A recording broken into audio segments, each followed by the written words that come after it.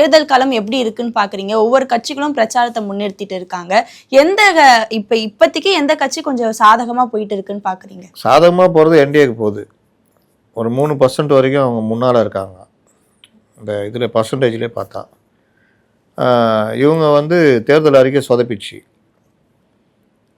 தனிநபர் தாக்குதலும் மத்திய அரசு மேலே தாக்குதலும் தான் பிரச்சாரமாக பண்ணிகிட்டு இருக்கிறாங்க. அதை தாண்டி என்ன சாதனை பண்ணணும்னா கேட்டால் உரிமை தொகை விடியல் பயனுன்றாங்க.